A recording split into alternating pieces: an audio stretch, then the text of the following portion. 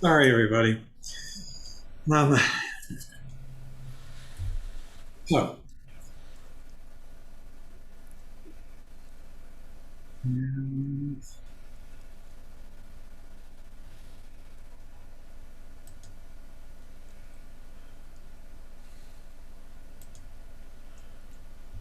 the path of individual liberation, which is a name or a sobriquet for the Hinayana, the lesser vehicle, it's often called the path of individual liberation because one is pursuing, supposedly, one's own liberation and has of little concern the liberation of others, as opposed to the Mahayana, where one begins to realize that the only thing to do is to help everyone achieve enlightenment. But it's very important that we begin to get sane at this level of the path, and that's what the Hinayana is all about. It's about achieving a very personal sanity, which is not really selfish. In fact, it's giving up selfishness. Selfishness makes us insane, and the giving up of that kind of self-concern and self-centeredness, which is part of this level of the path, is a further step towards sanity. The basic technique and what the teachings are all about is to come back into this present moment, out of dream. There are basically two modalities for our consciousness: being lost in dream and then coming back and waking up. And we've got the delay again. We'll see how this works. So the idea is that we have continual thoughts and dreams that arise and take us away, just as at night, when you're asleep, you're completely lost in a dream. These happen during the day, from moment to moment, time to time. And we come back from them into this space, this dhatu, that's the Sanskrit for it, yin in Tibetan. We come back into it.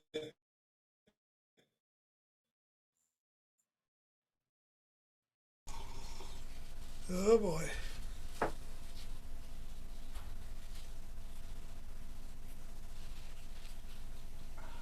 afraid it's a repeat of the last time. It's a repeat of the last time. Huh? Yeah. You switched to a different device? He never tried just talking. One more time. Okay. This time it's probably going to get a bad picture, but we'll see. Can you not use someone else's mic? I'm going to sign off.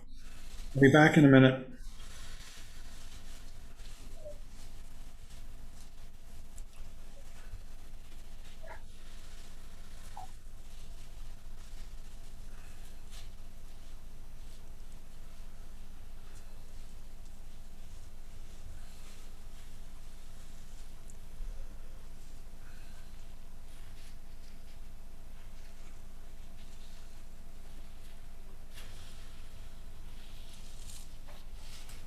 When you did that, you all right?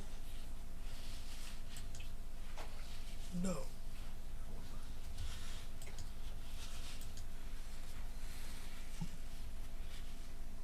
Does John have a choice of networks, Barry?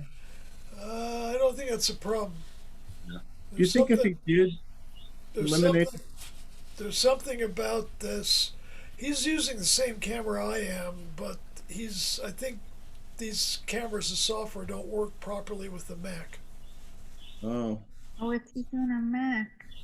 Yeah. What if he tried a different location in his house? No, it's Might not. have- No. It's not a broadband problem. It's not?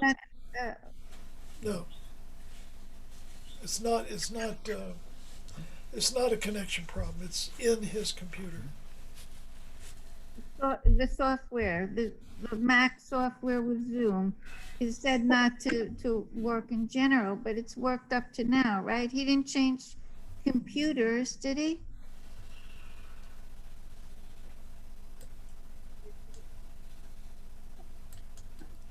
No, but it's the interface between the computer and the camera. Okay, Dan, give us a joke. One additional idea, if the following doesn't work, is he could try dialing in with his phone. So he could stay logged in with the video, but the voice can actually happen through the phone. I found that that's very useful sometimes.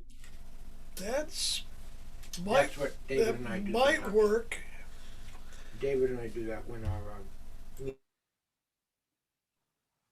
Anyway, to try next time whenever he logs back in, if it works or doesn't. Anyway, on for the joke. Okay. Go for it. Now you're muted.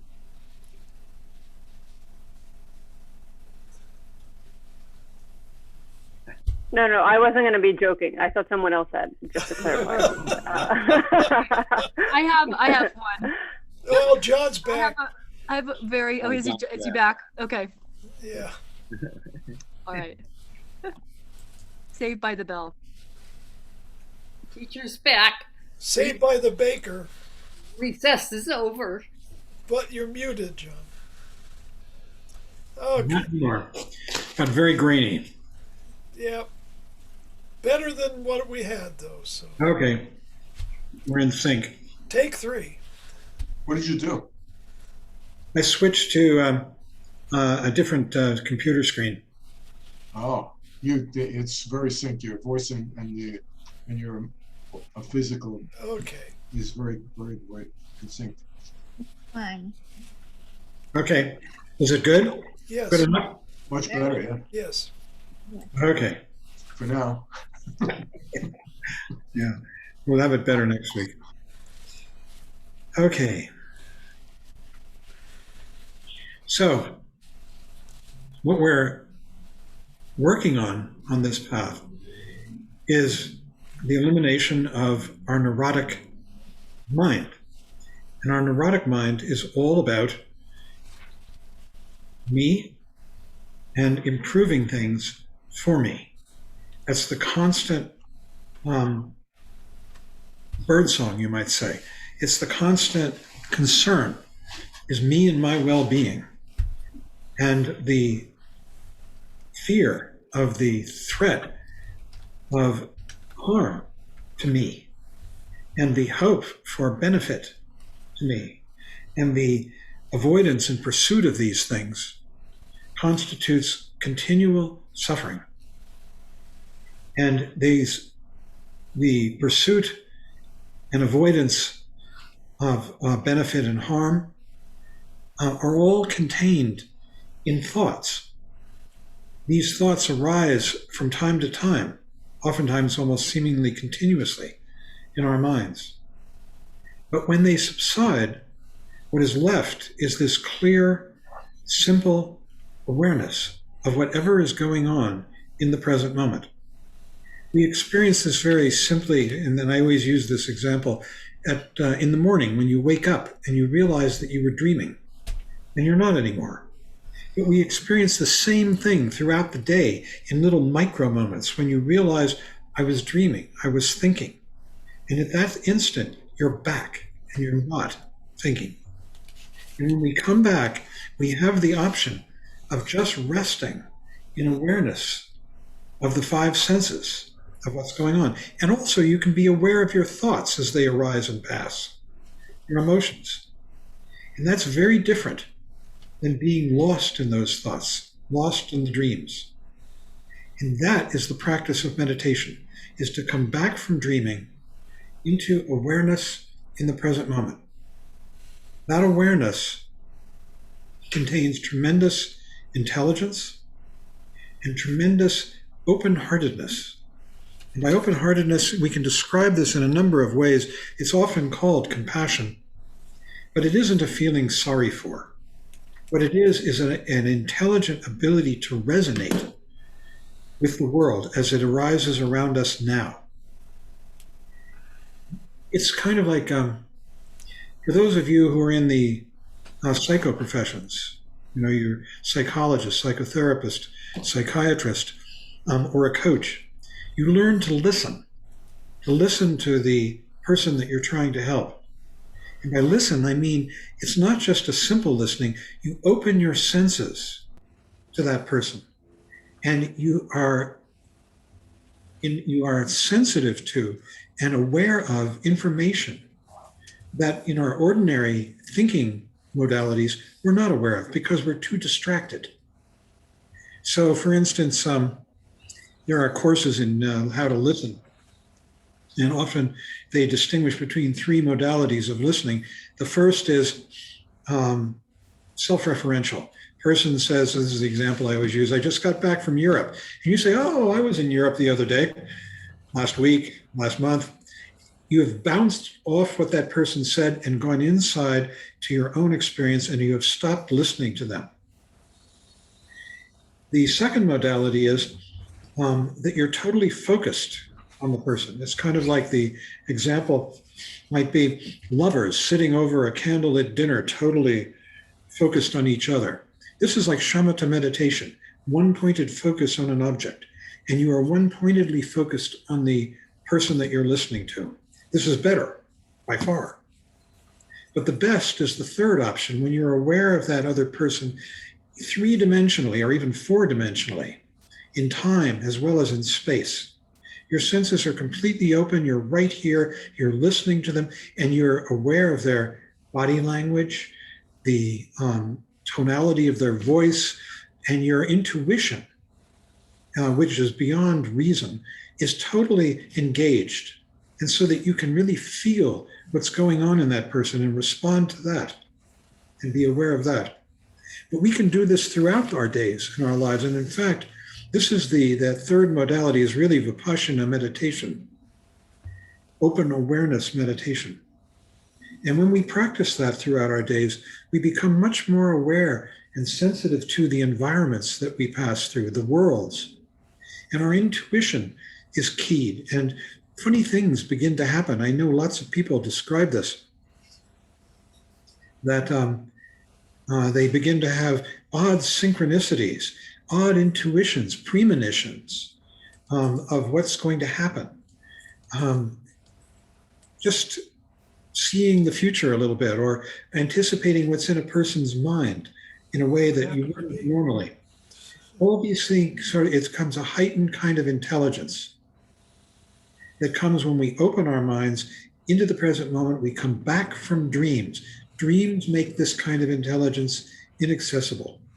Not only that, but the dreams carry in them tremendous anxiety about this thought of this mentally created me and my self-concern. Not only that, but the dreams carry within them karma.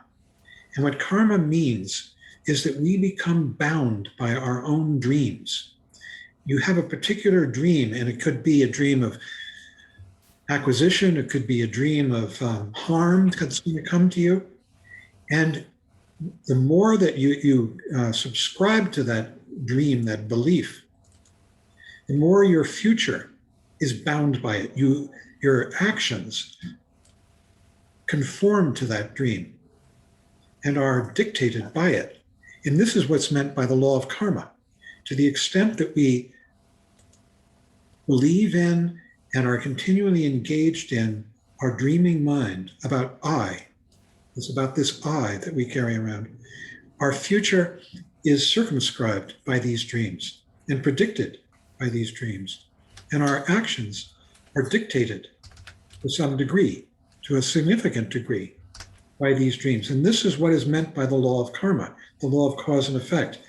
If you're constantly engaged in self-aggrandizement, self-protection, thoughts about self and other, and this is the karmic chain. By coming present over and over again, the simple act of coming present, we cut that chain.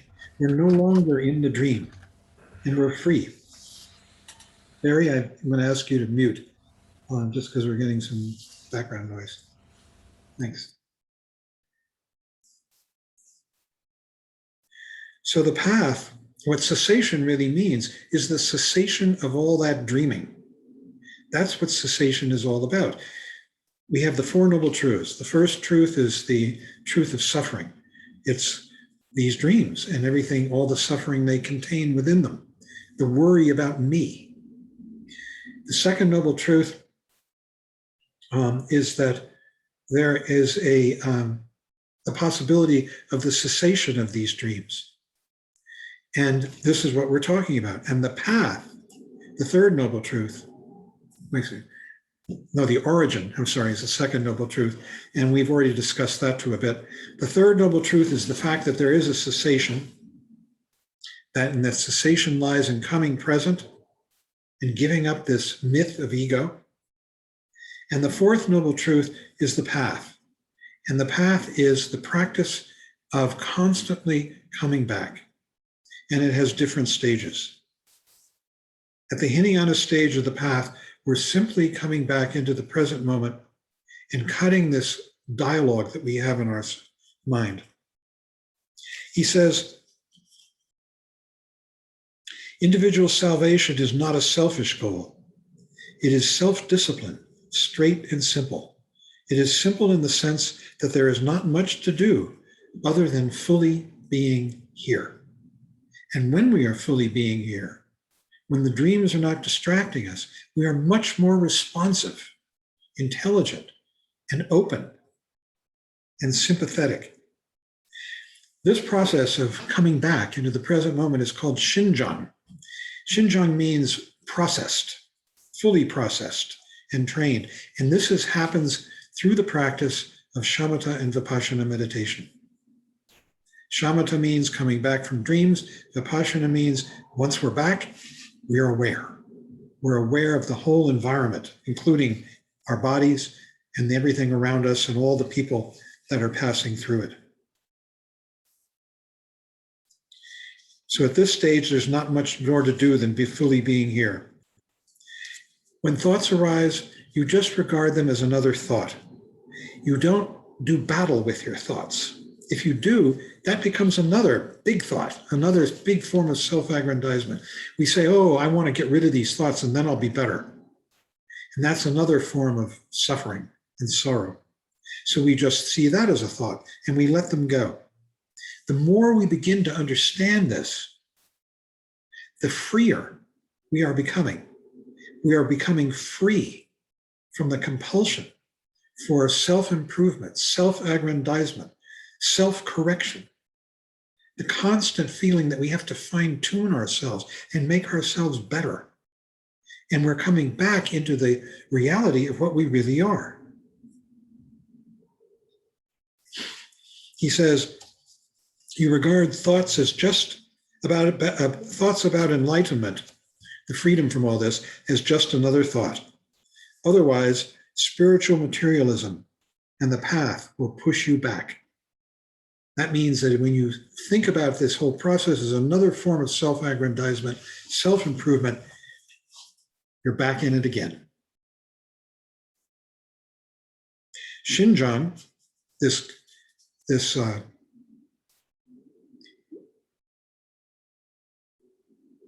what you might call it's a fully being processed and trained, happens in stages, beginning with the achievement of clarity, seeing in a glimpse what it would be like if you had that glimpse constantly.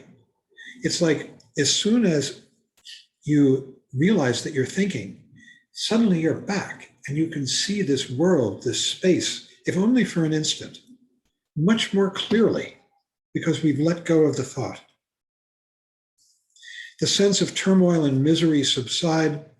Physically and mentally, there is a sense of comfort. We can actually begin to feel a sense of well-being, of comfort in this resting in the space of awareness. It's not a euphoric feeling, but it's very soothing. But if you don't look for final results, you don't become goal-oriented, but just keep on practicing. And if you practice enough, achievement comes naturally. So attaining individual salvation, this is the the title of this book, does not come from seeking salvation. Salvation simply dawns. And the salvation is that you begin to realize you don't have to do anything. You don't have to make it better. That you can actually relax into this awareness in the present moment, and that there's tremendous freedom in it. It also carries along with it a kind of meticulousness, because we're so present, we take care of everything. We're not distracted. And this is based on natural mindfulness. Every little detail of your life has meaning. And if you're at the more advanced level of Shinjang, of being processed, then whenever you slip into dream and sloppiness, it brings you back. The very painfulness of the dream reminds you, and you come back into awareness.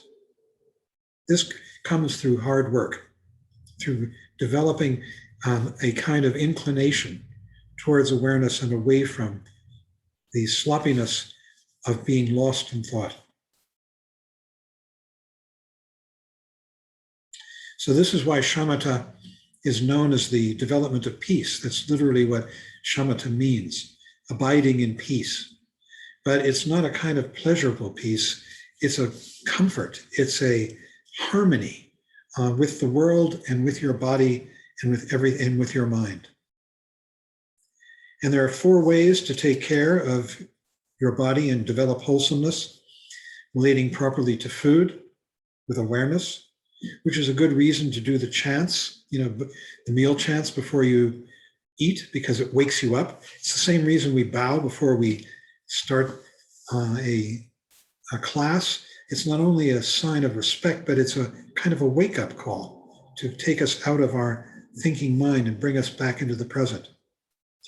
Relating properly to sleep and rest, taking care of the details, your body, your environment, how you handle things, and most of all, meditation. Sitting meditation is kind of the lab experience, as though you were in a chemistry lab, but you can take it out into the street and it's even better. It's just harder to remember to do it. But when you practice meditation in the street, when you see you're walking on the street and you say, oh yes, I'm thinking, and you're back, that is terrific meditation. That's powerful meditation. So we start with sitting practice, and at first it's a struggle. In the middle, it's a struggle and a relief. We begin to get a relief from it, and I can't tell you how many people tell me that it gives them relief from anxiety of one kind or another. You might have something very anxious happening in your life, a loved one who's in distress, a circumstance that's threatening. And when you sit and you practice meditation, you get relief from the anxiety. And finally, meditation becomes easier and easier as we begin to realize that it is the giving up of effort. In the 2nd chapter, he starts talking about the 12 aspects of cessation. The word for cessation in Sanskrit is nirodha. Nirodha, gokpa in Tibetan. It means to stop or prevent. Stop or prevent what? That thinking mind that's constantly trying to make things better. And it's different than nirvana. Nirvana is the goal, as it were, which means freedom and awakening and awareness. But nirodha, cessation, simply means stopping our neurosis so that we can then rest in awareness. So we have cut through problems and thoughts, unnecessary garbage, and when we do that, clarity, openness arises and can shine through. And we begin to realize that we can shift our loyalty from those anxious thoughts of self-improvement of all kinds, including thoughts about meditation. Shift our loyalty from that to this present moment, which is clear, bright, full of warmth and beauty. Our awareness of it. And we're able to prevent the karmic chain reactions, which are basically based on living out our dreams. Every time we come back, we're freeing ourselves from that to a greater or lesser extent. And so shamatha practice, shamatha vipassana practice, means non-participation in samsara, in the struggle of samsara to self-aggrandize and bolster our own sense of being. You're boycotting neurosis and you're boycotting karma. And we begin to develop a sense of friendliness, ease, and self-respect. We develop confidence and genuineness because we're giving up the whole idea of being something different than just whatever we are. This frail, comical, human, warm, intelligent self being.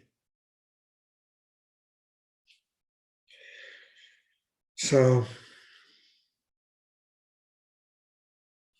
he says, you begin to experience your thoughts as transparent. That means they don't have a grip on you. All those thoughts are seen to be transparent rather than solid. They're no longer a big hassle in sitting practice. Cessation occurs when there is no implication behind such thoughts. They are just ripples in the pond. We begin to give lack of credence to our thoughts. They're just stories that arise from time to time. So then he goes through the 12 aspects of cessation. The first is the nature, it's called. And what he's doing here is he's working with a text from his own guru, actually from the previous incarnation of his own guru. His own guru was Jamgon Kongtrul of Shechen. And his previous incarnation was Jamgon Kongtrul the Great, called Jamgon Kongtrul Lodro Taye, who lived at the end of the 19th and into the early 20th century. And Jamgon Kongtrul the Great, when he died, had 5 reincarnations, of which Trungpa Rinpoche's guru, Jamgon Kongtrul of Shechen, was one. But Jamgon Kongtrul the Great, Lodro Taye, wrote a huge work before he died, a treasury of knowledge. And Trungpa Rinpoche used that continuously throughout the 15 years he taught seminary. He would take notes on it and go in and give his talks. And so these 12 aspects of cessation are taken from that. And this first one of the 12, nature, is divided into 3: meditative absorption, which means shamatha discipline, that you begin to understand the nature of reality, which is that it's arising now, and it's not contained in thought. It's just this continual disappearing, appearing and disappearing presentation, like images in the mirror, like the images on the computer screen, arising and passing in the instant. And you begin to understand the nature of reality, and you reduce klesha. Klesha means your passions, anger, hatred, jealousy, stupidity, fear, all of these things which are based on thoughts about me and what I can get or what I am about to suffer and all of that. And so you reduce klesha by meditative absorption. What should be given up is also contained in this first division, and that is neurosis. And we've been talking about that. Mindfulness and awareness means that you experience the possibility of not having the kleshas. And what should be cultivated? Simplicity. Because this awareness in this present moment is ultimately simple. It's effortless, it's here, it's clear, and it's completely simple. So nothing needs to be prevented, nothing needs to be cultivated. We come back into what is already here for us, this present moment. The second division of cessation is profundity. And what it means is that this awareness, this cessation of suffering, is not your property, but it is part of you, And at the same time, it's seemingly not part of you. It's part of you because it's always here. And yet when you come back to it, it's much bigger than any sense of I. It contains this room, this world, and lots of other people. This basic sanity exists as part of your state of being. It's already there. You come back to it. Basic sanity exists naturally in your state of mind, and through discipline, you're able to understand it and to experience it.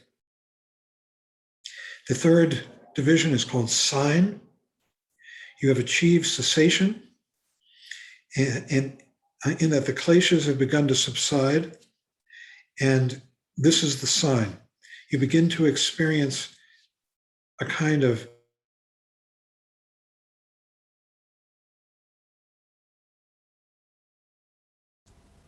Oops. What happened? I think we lost John.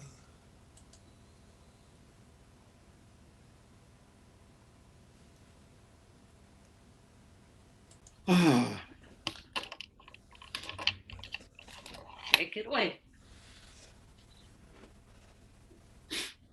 This is a good opportunity to practice our mindfulness and awareness. And he says that when we do this, there's humor in it. Oh, you missed Philip's joke. Oh, I missed Philip's joke. We'll tell you later. Okay. All right. So we've talked about the sign, which is giving up klesha and giving up computer demons. And we achieve nirodha, and we begin to experience nirvana. We begin to. Nirvana means the freedom from suffering altogether. And there's a kind of pleasure in that. Peacefulness. The fourth division is called ultimate. And that we begin to have a real understanding of where confusion and chaos take place. And when we begin to understand that, we begin to see it, how it works in our minds, and that it's unnecessary. And so we can actually begin to shift our loyalty from constantly trying to resolve our problems, mental problems, computer problems, to resting in this present state, this awareness. He says, you become confident and you see the value of intellect, which is sharpened clarity rather than theory. Intellect, prajna, the word is prajna, ultimately means the natural intelligence that inhabits this space of our awareness. It's part of it. It's clear, it's sharp, it's knowing, it understands, it's that intuition. It understands a lot more. And it's completely clear, and it's effortless, as opposed to the thinking kind of intelligence that is planning for the future. So he says, you are simply experiencing your life and understanding how it works. You know what to do and how to do it properly and fully. Through intellect, you are able to overcome what should be avoided, the seed or origin of suffering, which is always that constant arising of the paranoia of me. The fifth division is called incompletion, and what this refers to is that there are stages to the Hinayana path. In the first stage, as you begin to connect to the teachings, you are called a stream winner. The student of the Hinayana who first enters the discipline, you've overcome the hang-ups of not seeing things as they are, but there are further hang-ups on the first entering the path. But you begin to get the inspiration, you begin to understand the logic of this. And so you have become a stream winner. You have entered the path. You have made a commitment in your own mind to sanity and understanding it correctly. The second of four is the once returner. Once returner means you only return to samsara once for one more lifetime. and you don't keep returning due to karmic debts. You're not creating any more karma, but you are coming back because of your past karma. It's like during this lifetime, you can stop creating karma. You can start living in the present with clarity and intelligence and not out of dreams. But you still have your past karma, which has put you in your present situation, which you have to live out, you have to deal with. That you have a human body, perhaps you have a partner, a spouse, perhaps you have children, perhaps you have a job, who knows what. All these different circumstances are a result of your past karma. The third level of this, of incompletion, is non-returner. Those who in their next life do not return to the world of samsara, and yet cessation is still incomplete, temporary, because they're still partly confused. They haven't made the complete connection to open, clear awareness. The sixth division is called signs of completion. And at this point, you become an arhat, A-R-H-A-T, arhat in Sanskrit. And an arhat is the ultimate development or the ultimate achievement of the Hinayana stage of the path. Your learning is completely accomplished, and he says you have reached a state of non-learning. That means you've developed complete confidence in the ability to rest here in the present moment. You don't need to kind of read about it, to study it, to tell yourself about it. It's completely obvious at this point what reality and what sanity are, that you can rest here in the present. At the same time, there's a kind of concentration on the present that an arhat has. And this is actually one of the reasons that they're still at the Hinayana stage of the path, because that kind of concentration is a sort of a form of trance, you might say. And he talks about it as being the dhyanas or the jhanas. Jhana is Pali, dhyana is Sanskrit. And these are concentration states, and they're still within the realm of samsara, of confusion. And there are basically within samsara is divided into what are called the three worlds, or three, again, I'm not going to give you the Sanskrit, it'll confuse you, but there's the world of desire, and that contains the six realms of the realm of the hell beings, hungry ghosts, animals, humans, jealous gods, and gods. And this is called the realm of desire. And then above that, there are realms of being which are still samsaric, but they're purely realms of concentration. The practitioner has learned how to concentrate their mind one-pointedly on an object. And the object can be the present moment. You can turn that into an object. And it's very subtle. Really, the progression into the Mahayana stage of the path is when the practitioner begins to realize that this present moment isn't just an object of concentration, it's really real. It's happening everywhere. So the seventh stage is without ornament.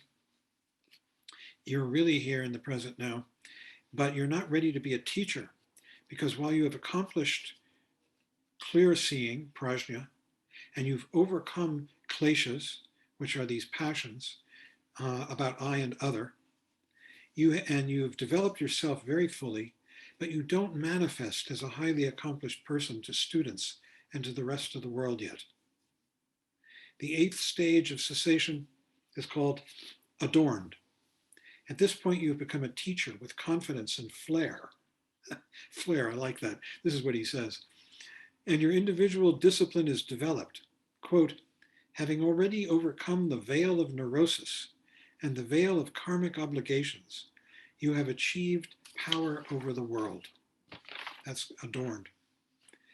The ninth stage is with omission, which means that you've attained freedom from rebirth in the realm of desire, the six realms, and the realm of pure form, but you're still attached to the formless realm, This is the realm of pure abstraction, meaning that your mind is still concentrated slightly on an object, subtly. You haven't really stepped out of the idea of salvation and of improving myself and of waking myself up into being awake, letting go. Number 10, and cessation is without omission. And he says of this, you've transcended any kind of notion of perfection. He calls it theism. Theism means that there's a judge out there, a standard to which you have to rise, and you've overcome that. All the neuroses and habitual patterns are transcended. When the hassles of nirvana are overcome, you are able to become a respectable nirvanic person because you're no longer clinging to the idea of my salvation or my improvement or in any subtle form. Number 11 is called especially supreme. At this level, you've transcended both samsara and nirvana, the idea of going from worse to better of any way. And he says that he feels that this is actually an import from the Mahayana path and doesn't belong here. But he put it here anyhow because Jamlin Kongtrul did, his own teacher. Finally, the last level is beyond calculation. Whatever needed to be overcome has been overcome, and we attain an ultimate state of peace, relaxation, and openness, in which we are no longer hassled by the samsaric world. And what this requires, you see, you can taste this all the time in your meditation as you sit in meditation. Because what it really means is that in order to become present, you have to give up the intention to be present. It gets in the way. So you've overcome any kind of intentionality, any kind of achievement, sense of achievement, because you know that it's your basic nature and that this kind of effortfulness is just another form of pain, and it can be given up. And in giving it up, there is tremendous confidence that comes and freedom. So there's a renunciation. It is one of the aspects of beyond calculation. And it says you don't have to try to renounce anything. You are already there. And it's like a former addict, like say a smoker, who no longer craves. You can see that in the past you were trying to get spiritual attainment and it was an addiction and you no longer have it. Because in fact, you realize that what you were seeking was already here. And all you have to do is come back to it. Complete purification is another aspect of this. There are no hang-ups in reaching cessation. Everything is purified. Neurosis is worn out. That's another aspect. It's passionless because there's no I or other. No constant self-protection or self-aggrandizement. It's cessation because desire and aggression do not arise. It's complete peace because it's so peaceful. And this peace is energetic. It has within it constant involvement in the world. We're constantly present and responsive. It's subsiding, and subsiding means giving up hope. Hope. I made up a list of t-shirt slogans, and one of them, I got off a car years and years ago in Boulder. A person she must have been a Buddhist, he or she, had a sticker on their car that said, "Now that I've given up hope, I feel so much better." And that's this idea. You are giving up altogether all the neuroses and problems of the previous 11 possibilities. So, in summary, cessation means transcending the turmoil and problems of life and the neuroses that goes along with them. We transcend cessation itself, so there is no ground. That groundlessness itself could become a very powerful expression of cessation. No ground means we're just here. You have to give up the idea of where you're coming from and where you're going to in any kind of spiritual sense. And there's just this, which could be a little scary at times. We can actually achieve cessation if we have no personal involvement in it. Personal involvement means we're turning it into an act of self-achievement.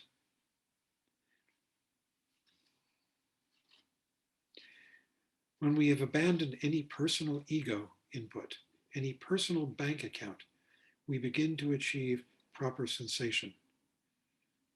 And if the last thing is, we are no longer existing, exclamation point, because the I has stopped making its noise.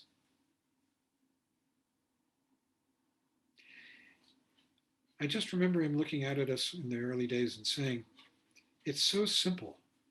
That's why people can't get it. It's really beautiful. The simplicity. That we're coming back, we're reclaiming our birthright, our fundamental being, beyond feelings of self-criticism, self-praise, and self-aggrandizement. So we can have a discussion.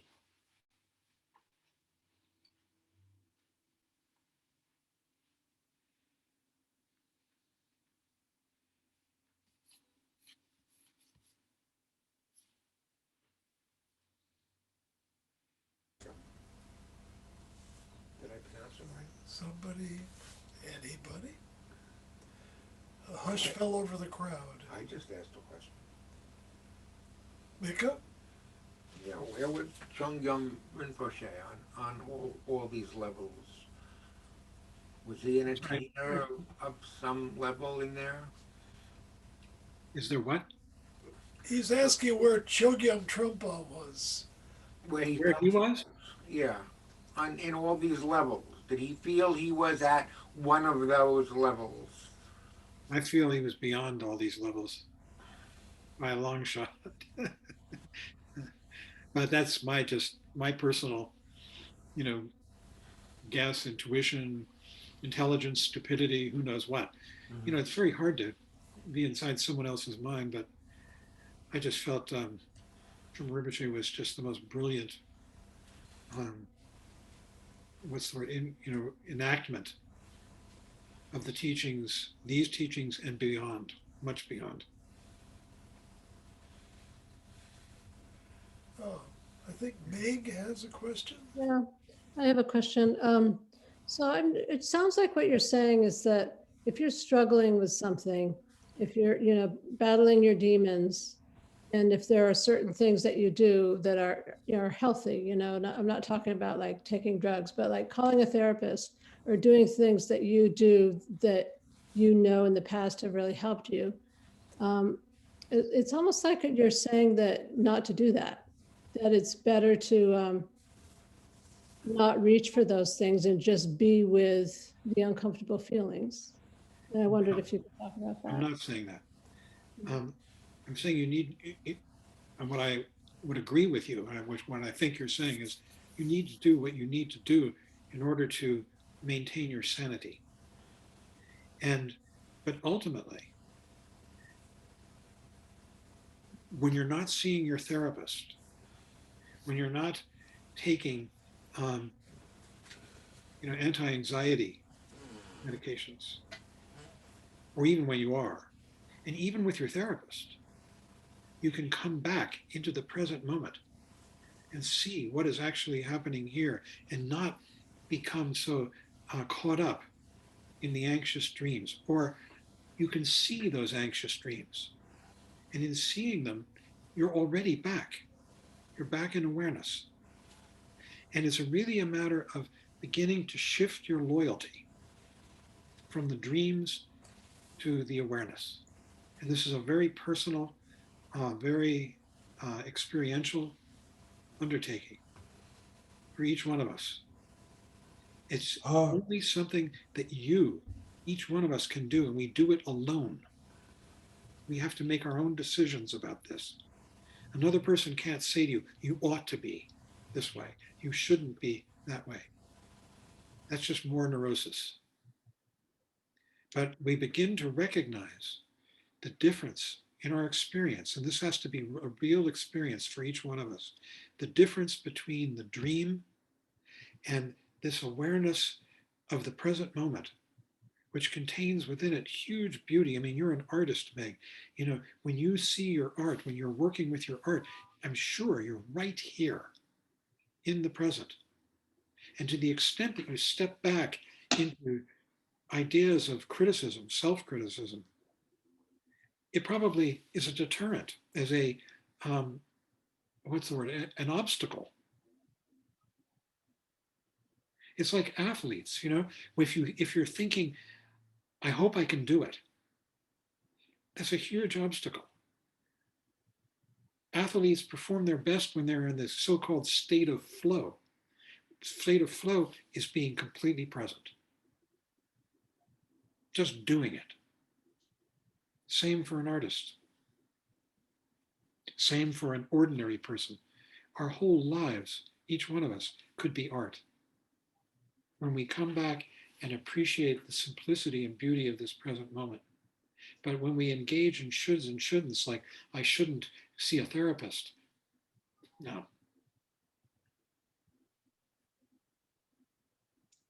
I have a question. Can you Okay, hear me? Philip. Yeah, didn't recognize you in the dark. Oh, yes. I've only got the computer. Okay. Can't you flow in the future? Flow in the future? Yeah. How do you do that? In other words, if your dreams are not anxious dreams, but dreams full of joy and pleasure and wonder and curiosity and new experience, that's kind of, that's not anxious, that's more pleasure in the future. The Buddhists call that the God realm. Gods see the world as beautiful, and they have beautiful dreams. But even those beautiful dreams are tinged with suffering, because the happiness is in comparison to something else. And we're constantly evaluating our state of happiness. Am I really happy? Oh, I'm much happier than I was yesterday, you know, whatever it may be. And also the problem with those dreams, as pleasurable as they can be, and they can, is that they're temporary. They go. And if you live by dreams, sooner or later, the dreams are going to turn bad.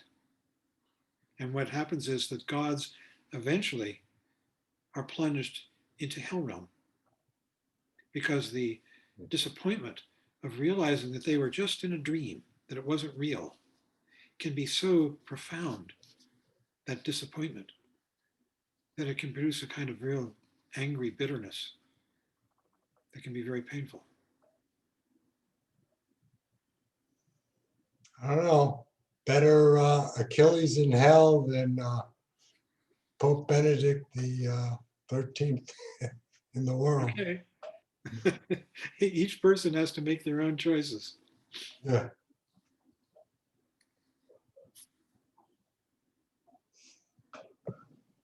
Hey, I don't know if people have seen the movie Soul, Disney movie, cartoon No, not animated. yet. I Not just yet. think that, not yet.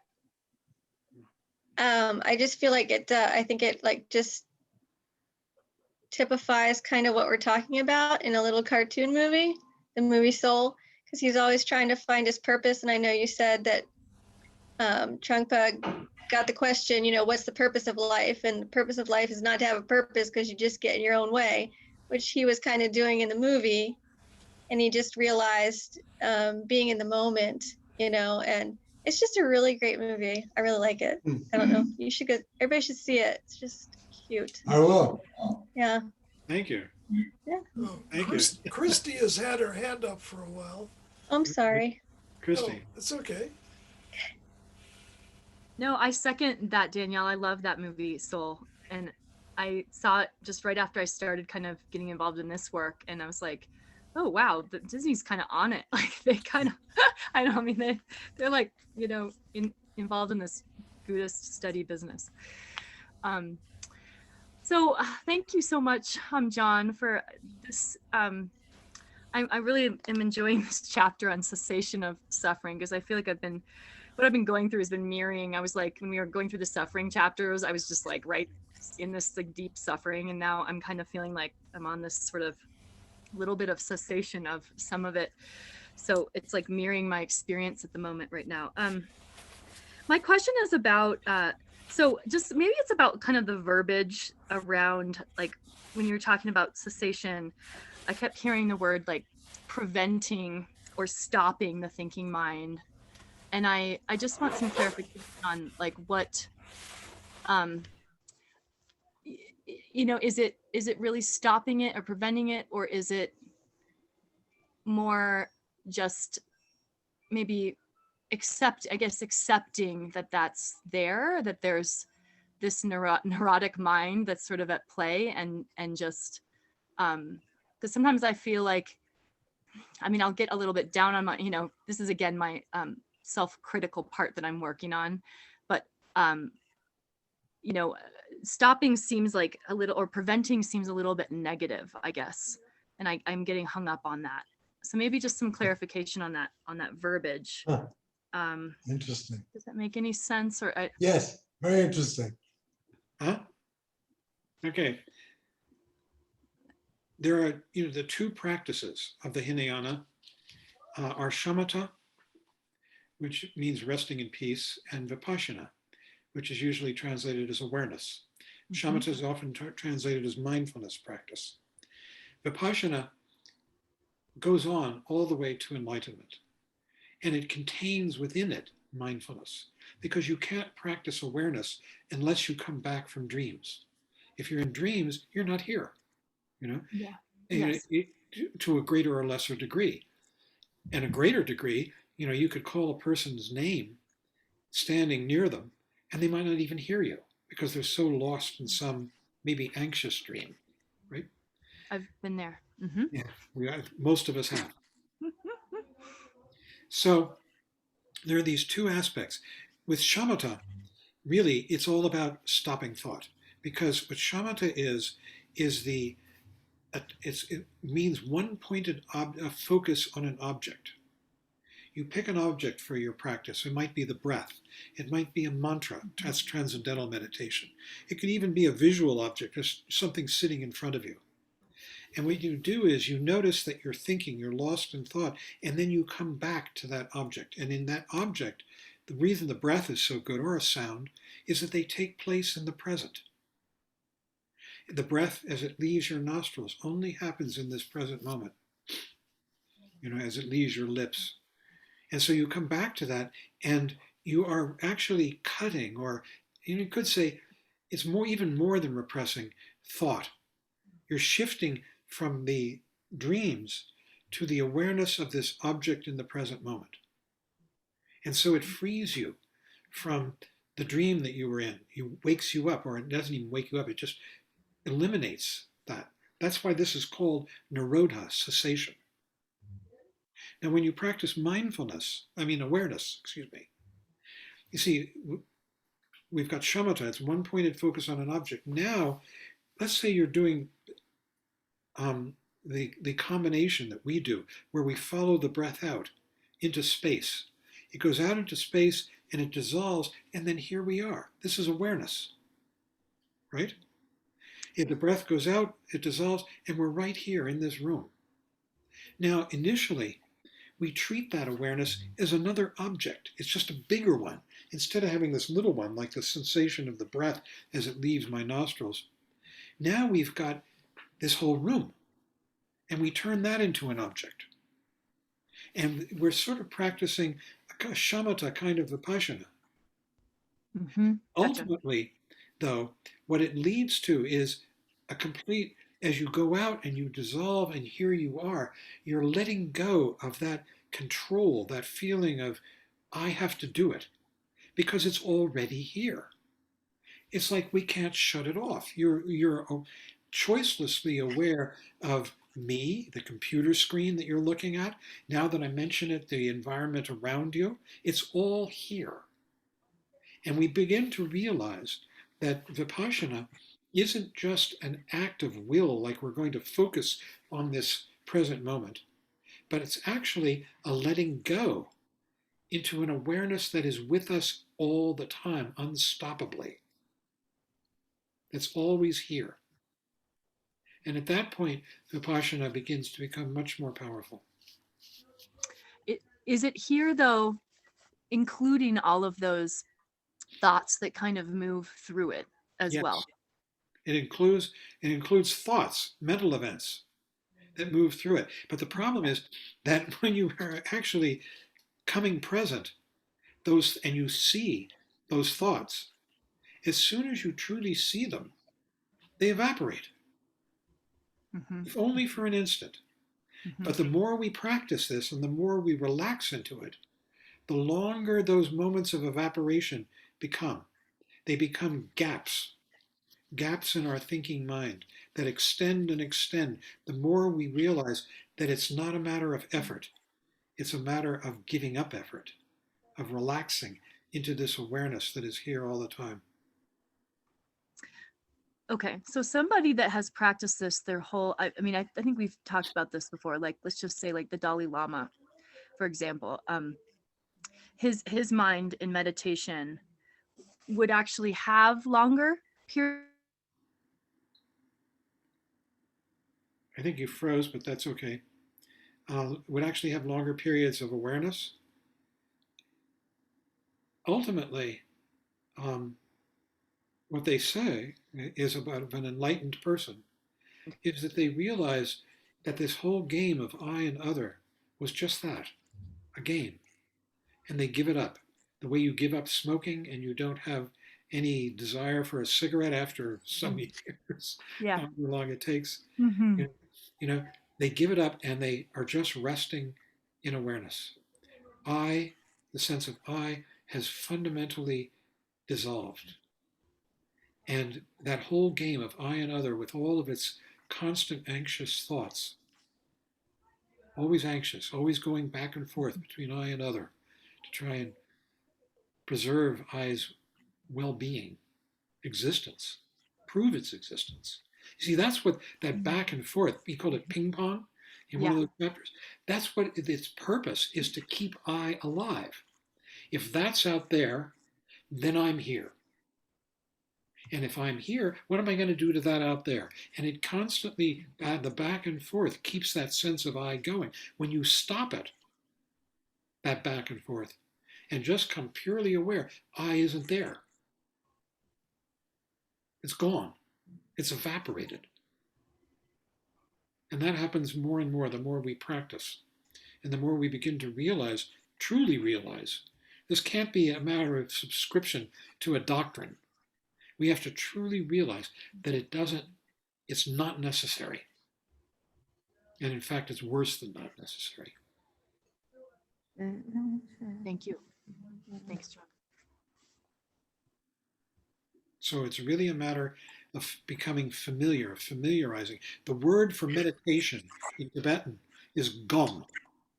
And gom and its root means familiarization. Familiarization with what? Familiarization with reality, with sanity. And that's what we are doing as we practice. We're becoming more and more familiar with the sane aspect of our mind, with reality. And the more familiar we become, the more we shift our loyalty to it, inevitably, choicelessly.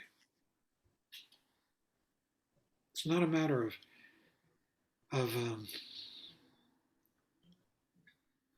of choice. That has within it ego again. Okay. I'm going to make a good choice because it's good for me. It's a matter of choicelessness.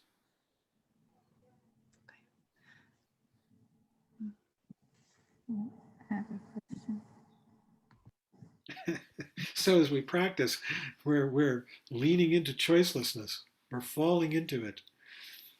Like a big hole, like a big space.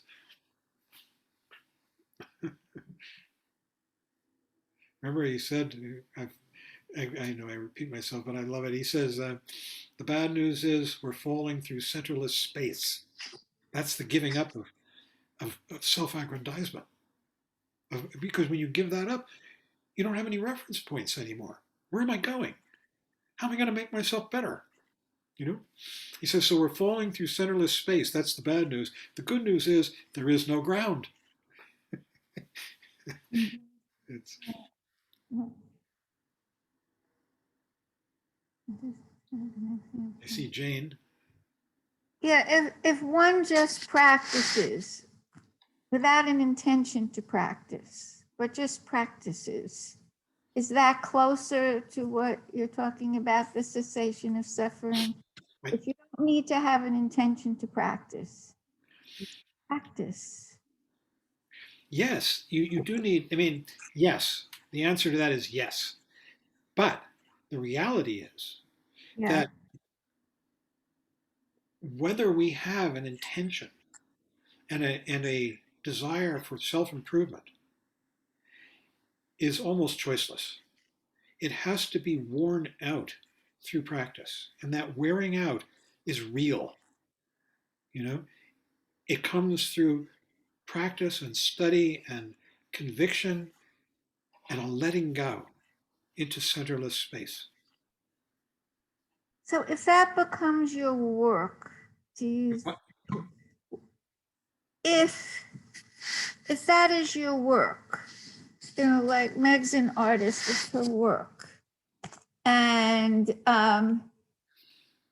if your action and your work and your practice are all one, and again, I get this, and done without passion, without intention, it's just something one does. Does that change the effect? Does that change the experience? Does that lessen the suffering? What do you think? I'm confused, very confused. I don't know. I think to the extent that we come back from our dreams into awareness of whatever our lives are, it works. It has its effect. Okay. So Yeah. you know, and by come back from the dreams, I'm not saying that you reject them. That could be another form of self-aggrandizement, another form of self-improvement. It's just that we get caught in a dream and suddenly we can wake up and we can say, oh, I've been dreaming. And at that point, you're back and you're here and you can take a look around at the room, you know, or the environment you're in and the people that you had lost track of. That's meditation. It's very sane. It's not a matter of bending oneself out of shape. It's just a matter of waking up, as they say. I coined that phrase. Thank you. It's helpful, very helpful. I hope so. Thank you. We only have a couple of minutes left here. Okay. You know, Barry, you see the hands up much more than I. Well, Steph has something, I think. Steph. Yes, thank you. It's sort of similar, I think, to what Jane was saying. I understand that having an ambition could be indicative of some ego poisoning. But is it possible to have a calling, to feel called to something, and have that be a pure thing, untainted by ego? I think so. Yeah. Yeah, I'm so relieved. And what they, oh yeah, I know, because you have a calling for sure. But what they say too about that is that if one is ultimately successful in using your calling in a spiritual sense, whatever that means, to wake up. At some point, your spirituality transcends the calling, goes beyond it. That doesn't mean you give it up, because it's part of you, like your clothing.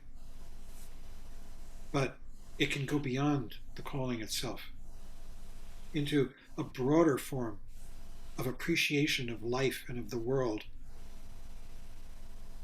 Yes, very, very clearly. Using your calling as a way of helping others as well as yourself. Thank you.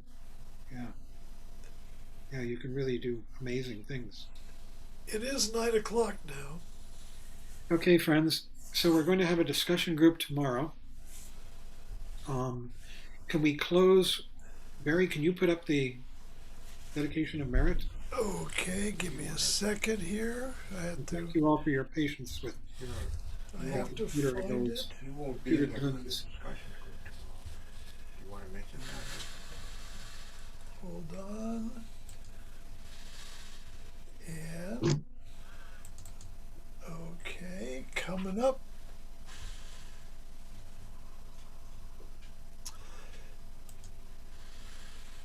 Come on.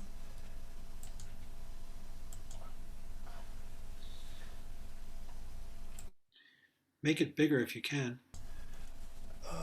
People. Whoop. Oops, it's a little big. Here we go. Whoop. Nope. That's good. Leave it. The best I can do. That's good.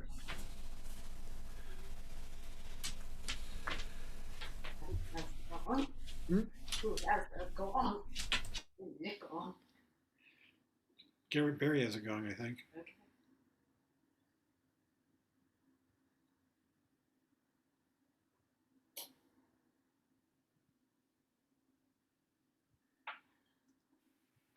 Barry, you going to lead us, or shall I?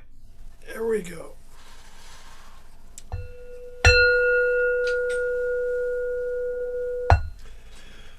By this merit may all obtain omniscience, may it defeat the enemy wrongdoing.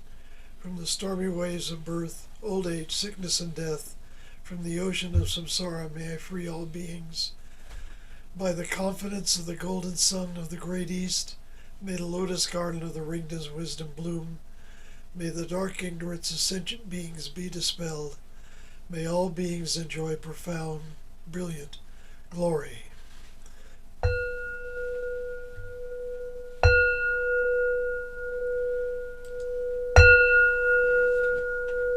Thank you, everybody. Good night. Thank you. Thank you, everyone. Thank you, John. Thank you, everyone. Thanks, everyone. Good night. Thank you, everyone. Thanks so much.